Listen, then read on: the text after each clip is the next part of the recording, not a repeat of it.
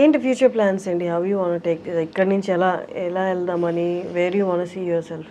So definitely same field, pursuing acting. నాకు ఇంకేం రాదు. అంటే అఫ్ కోర్స్ చదువుకున్నాను, జాబ్ వస్తుంది, కానీ నేను అది చేయాలనుకోవట్లేదు కాబట్టి ఇటు వచ్చాను. And yeah, films is what I'm aiming at.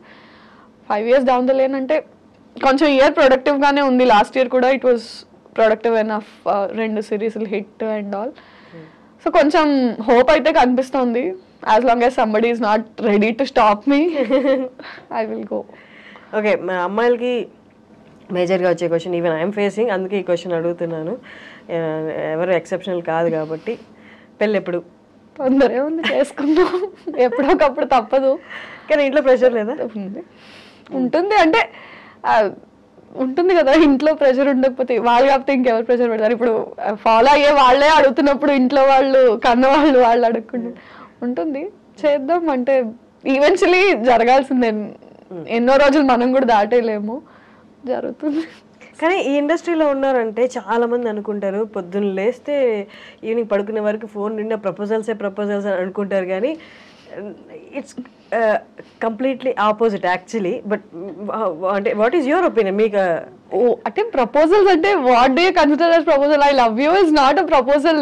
You see my content and say I love your content, I'm ready to marry. That's not a proposal. I mean that's not how you choose a person you want to stay with. Just because so and so person saw my content and said I like your content, I'm going to marry you. I don't know. దాన్ని మనం proposal లా consider చేయలేము కదా, చాలా aspects ఉంటాయి. But serious proposals ఇండస్ట్రీకి వచ్చాక ఉంటాయి.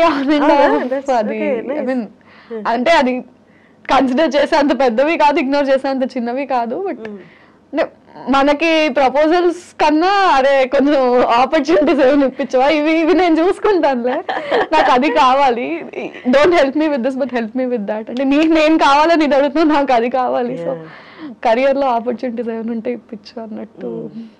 But ఇక్కడ ఉన్నప్పుడు పర్సనల్ లైఫ్, రిలేషన్షిప్స్ అనేది కొంచెం ఇబ్బందిగా ఉంటాయి కదా. ఇప్పుడు ఎక్కడ లేచి పరిగెట్టాలి, ఎక్కడికి వెళ్ళాలి, ఏం చేయాలి, నెక్స్ట్ ఏంటనేది ప్రెషర్ ఎక్కువ ఉంటుంది. వాళ్ళకి అంత టైం ఇవ్వలేము. ఇక్కడ ఉన్న ఫీల్డ్లో ఉన్న వాళ్ళకి రిలేషన్షిప్ మెయింటైనింగ్ చాలా కష్టం అవుతుంది. ఇప్పుడు అదే అంటారు కదా, అంటే ఇంకోళ్ళకైతే నువ్వు తీసుకొచ్చి ఎక్స్ప్లెయిన్ చేసి you have to make them understand my field is this. నువ్వు చెప్పడంలోనే నీకు సగం టైం అయిపోతుంది. I mean some days or years into marriage, it will take time for you to explain them that okay na field inta idi how ante danike time ichukuntava deenike time ichukuntava.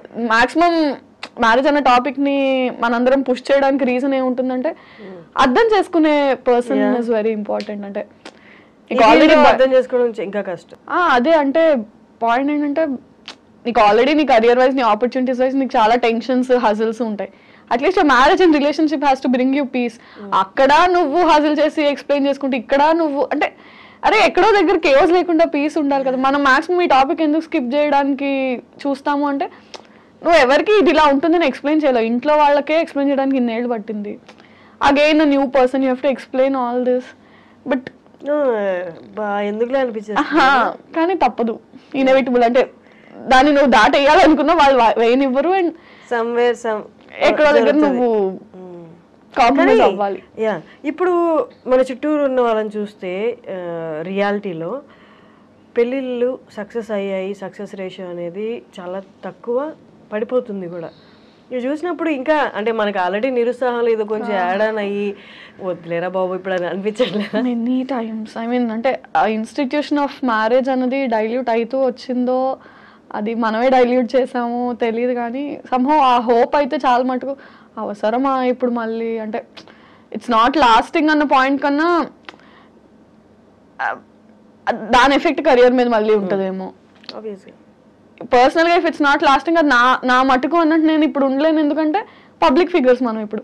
So దాని impact, దా personal impact నువ్వు work మీద పడ్డం, పబ్లిక్లో తెలియడము, ఆ భయం ఇంకా అదే చెప్తున్నారు మీరు ఇందాక అన్నట్టు don't we have to be extra conscious అంటే yeah we have to be extra conscious. మామూలుగా choosing a person and going marrying a person where ఈ బయట ఇలాంటి అన్సక్సెస్ఫుల్ మ్యారేజెస్ ఉన్నప్పుడు ఇంకా అండ్ అంటే మన ఫీల్డ్ని యాక్సెప్ట్ చేయడము, అర్థం చేసుకోవడం చాలా కష్టం, చాలా కష్టం.